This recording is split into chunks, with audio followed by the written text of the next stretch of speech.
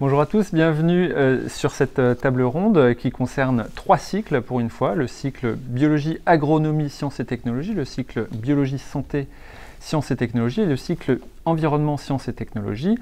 Avec nous pour en parler aujourd'hui Eva Thomine, responsable du cycle BIAST, agronomie.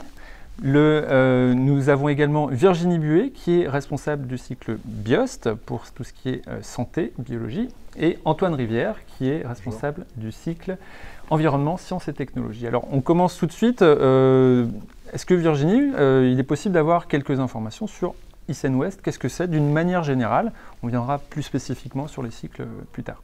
Alors ICN West, c'est une école d'ingénieurs qui est répartie sur 4 campus, donc Brest, Nantes, Caen et Rennes, et qui a à l'heure actuelle 1300 étudiants. Très bien. C'est une école d'ingénieurs généralistes. On y fait du numérique. On y fait également des SVT, a priori. Des sciences et des SVT. Voilà. Et comment ça s'articule? C'est un peu particulier comme positionnement. Qu'est-ce qu'on y fait concrètement, alors spécifiquement dans le BIOST? Alors, ce sont les cycles post-bac que l'on propose, ce sont des cycles qui bien sûr s'articulent autour des sciences. Donc il y a pour chacun, pour tous en fait, un tronc commun scientifique. Et puis autour de ces matières principales, en fait, gravitent aussi des matières plutôt fortes et spécifiques autour de chaque cycle, autour des sciences de la vie, de l'agronomie. Donc en BIOS, c'est vraiment les sciences de la vie associées à la santé qui sont travaillées au travers de pas mal de disciplines différentes, ce qui permet d'avoir un aperçu très large de pas mal de disciplines en santé. D'accord. Donc, qu'on comprenne bien, les cycles dont on parle aujourd'hui, c'est un cycle post-bac, c'est ça, qui dure 3 ans. Est-ce que vous pouvez nous expliquer un petit peu l'articulation des études? Oui, alors les bacheliers, en fait, quand ils candidatent à l'ICN, ils candidatent au départ pour un cycle post-bac qui effectivement dure 3 années sur les 5 ans que dure l'ensemble de la formation. Donc ils ont en fait 3 ans pour faire des matières qu'ils ont envie de travailler et puis par la suite ils vont réfléchir pour se spécialiser dans un domaine d'application particulier en rapport avec les technologies. Donc à l'issue des 3 ans, en fait, ils peuvent choisir ce que l'on appelle un domaine professionnel pour les années 4 et 5. Voilà. D'accord, très bien. Et donc c'est pour ça qu'aujourd'hui, on vous a réunis tous les 3 pour parler de ce qui se trouve dans cette brochure qui réunit donc, les thématiques agriculture, environnement, santé, management autour donc, des sciences de la vie et de la terre. Le principe du cycle BIOST, c'est de mêler donc les sciences et le numérique et donc tout ce qui est attrait à la médecine. Qu'est-ce qu'on y fait concrètement ? Alors concrètement, si je ne parle pas du tronc commun, vraiment je me concentre sur les matières qui sont dispensées en rapport avec les sciences de la vie et de la santé. Tout d'abord, ça commence par un niveau d'échelle assez bas, puisque un être vivant, c'est un être composé de cellules. Donc on va reprendre des bases à la fois moléculaires et cellulaires pour apprécier le fonctionnement de l'être humain. Et puis gravitent autour de cela des disciplines qui vont aller soit vers l'étude des tissus, l'étude des organes. Donc on fait de l'histologie, on fait de la physiologie humaine par exemple, de la toxicologie, de la génétique également. D'accord. Donc tout ça, ce sont des matières en lien avec les SVT, avec la médecine. Est-ce qu'on a une...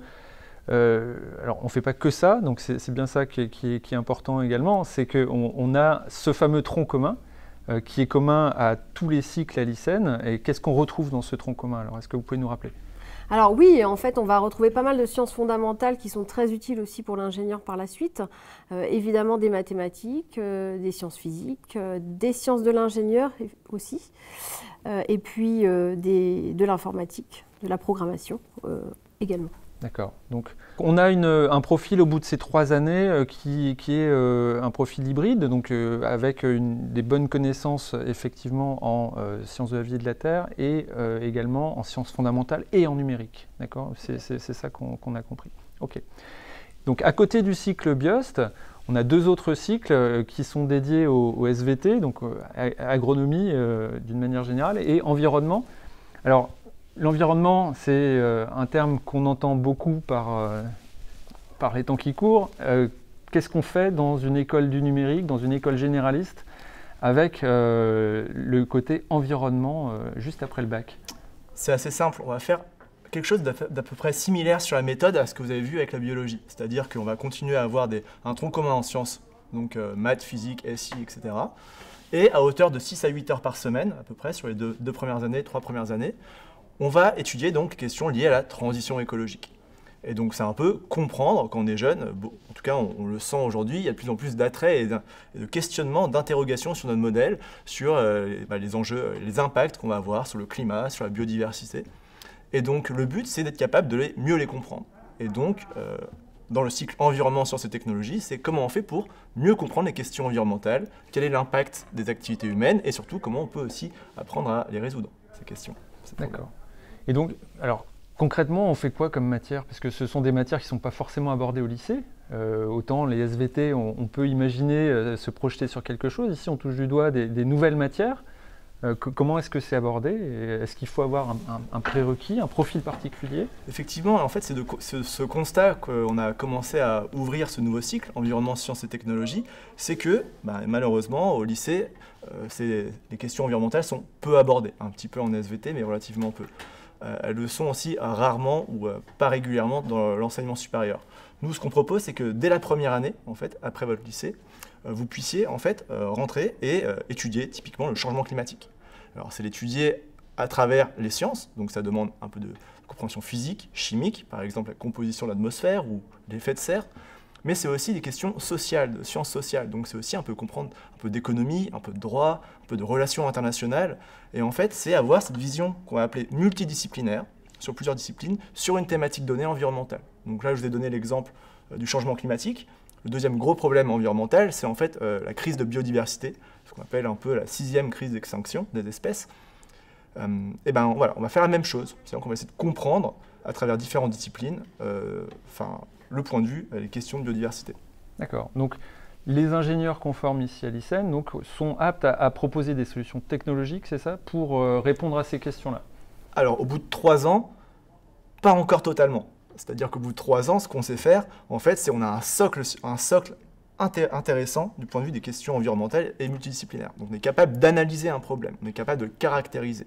Ensuite, comment on apporte des solutions, notamment technologiques, via les technos numériques, ça arrive dans les 2 dernières années, les domaines professionnels, qui, comme leur nom l'indique, leur but, c'est de trouver un job, en fait. Et donc, c'est là où on va se spécialiser vraiment. D'accord, donc on en parlera plus en profondeur tout à l'heure.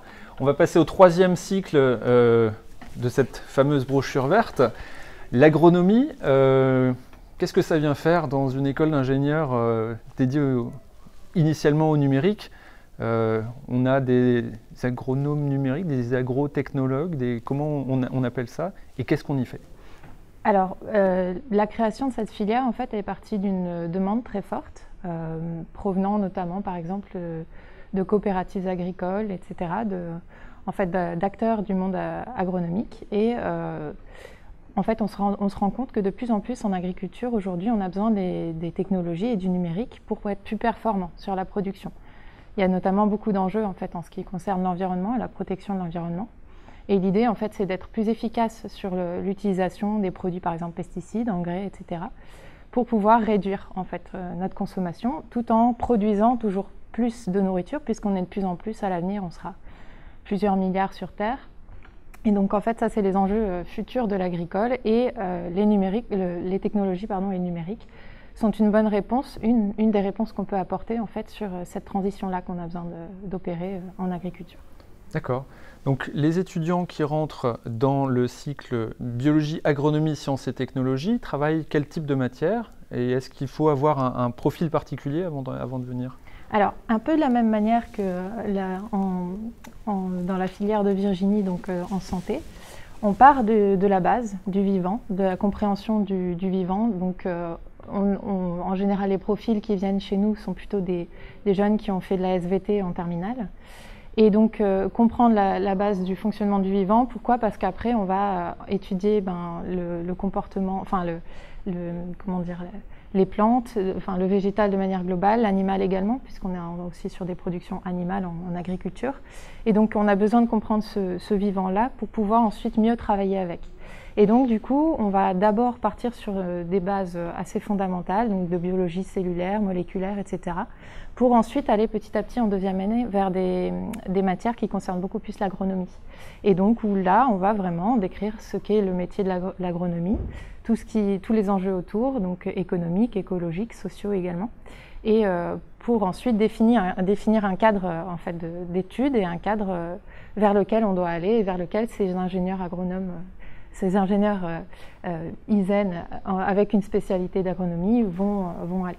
Alors justement, ce fameux diplôme ISEN, on a un diplôme ISEN généraliste qui est dédié justement au classique, je dirais, de l'ISEN. On a une particularité pour les gens qui auront, pour tous ces jeunes qui auront suivi le cycle agronomie, qui est un diplôme de spécialité qui peut leur être ouvert. C'est un diplôme de spécialité un peu particulier. Est-ce que vous pouvez nous en dire deux mots? Donc ce diplôme, c'est un diplôme agronomie et sciences numériques, et systèmes numériques, pardon. Et en fait, c'est un diplôme qui donne une spécialisation à ces ingénieurs généralistes qui normalement sont plutôt orientés vers le numérique et la technologie. Ici, ils vont avoir vraiment cette coloration très forte sur les métiers de l'agronomie. Et donc en fait, en troisième année, la différence par rapport aux autres cycles, c'est qu'ils vont faire beaucoup plus de matières en lien avec l'agronomie et la technologie. Et donc ce sont que les élèves qui auront fait le cycle BIAST au préalable sur les 3 premières années, et qui ensuite poursuivent sur le domaine professionnel agriculture et technologie, qui vont pouvoir avoir ce diplôme-là. D'accord. Alors justement, les domaines professionnels qui sont accessibles, là je me tourne vers Virginie Buet pour en savoir un petit peu plus sur qu'est-ce qu'on peut faire après un cycle agronomie, santé ou environnement. Est-ce qu'on est obligé de poursuivre dans la biologie à l'ISEN ? Alors pas du tout. En fait, les étudiants sont vraiment libres de faire ce qu'ils ont envie. C'est aussi tout l'intérêt d'avoir un cycle en 3 ans. Parce que 3 années, c'est un temps qui est plutôt important et suffisant pour pouvoir développer des connaissances et aussi avoir d'autres envies potentiellement. Donc l'ISEN propose plus d'une quinzaine de domaines professionnels. Et en fait, un étudiant qui est en 3e année peut tout à fait s'orienter effectivement vers un domaine orienté vers ce sur quoi il travaillait jusque-là, avec le versant technologique cette fois. Mais il peut aussi décider de s'orienter vers d'autres domaines professionnels qui n'ont pas forcément de rapport direct avec leur choix de cycle post-bac initial. D'accord. Donc on a bien compris que ce tronc commun, ce fameux tronc commun, permet d'accéder à tous les domaines professionnels qui sont proposés à l'ISEN. Typiquement, les étudiants issus du cycle BIAST s'orienteront vers agriculture et numérique. Les étudiants issus du BIOST s'orienteront vers le domaine des technologies médicales et de santé. Oui, par exemple. Oui. Et donc, concernant l'environnement, il y a également un domaine professionnel spécifique ? Numérique, environnement, développement durable, effectivement. C'est l'un donc des 17-18 domaines professionnels et c'est une des voies un peu qui pourrait sembler naturelle pour un jeune ou une jeune qui aurait fait le cycle environnement, sciences et technologies. D'accord. Donc c'est une parmi les 18 en fait, tout simplement. D'accord. Donc c'est vraiment ces 3 premières années pour choisir et pour se tester sur ce qui nous plaît en fait, et ces 2 ans pour se spécialiser vers un métier qui vous plairait et dans lequel vous pourriez vous épanouir. Très bien. Alors on va en revenir. Là, on est sur la fin des études, mais parlons très terre à terre. Je suis lycéen aujourd'hui. Je veux intégrer l'ISEN dans un de ces 3 cycles-là. Comment je fais concrètement pour postuler ? Bon, bah, ça, ces infos, elles sont disponibles dans la plaquette, celle-là. Là. Donc, je connais même la page par cœur, c'est page 31.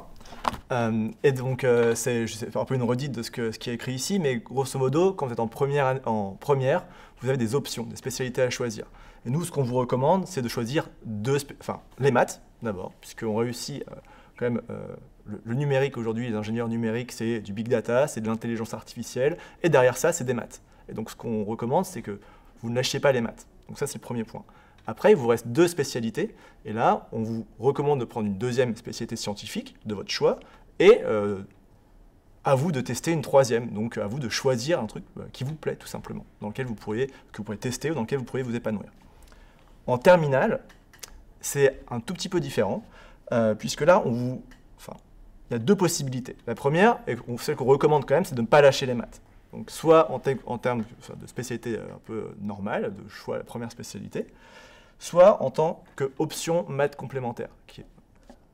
Et en fonction de ces choix-là, bah voilà, forcément ça change un petit peu. Mais en tout cas, ce qu'on recommande, c'est garder les maths le plus longtemps possible et de combiner ça avec une deuxième spécialité scientifique. Très bien. Et on arrive au moment de... je suis devant mon ordinateur, je dois passer un concours, je dois m'inscrire d'abord sur Parcoursup. Comment ça se passe? Bien sûr, c'est sur Parcoursup, tout se joue sur Parcoursup. Donc concrètement, si vous voulez intégrer l'ISEN, vous êtes là aujourd'hui en terminale, en fait, il faut que vous alliez sur Parcoursup, que vous trouviez en fait le concours Puissance Alpha, qui vous permet en fait de postuler, de candidater, poser votre candidature aux différents campus de l'ISEN.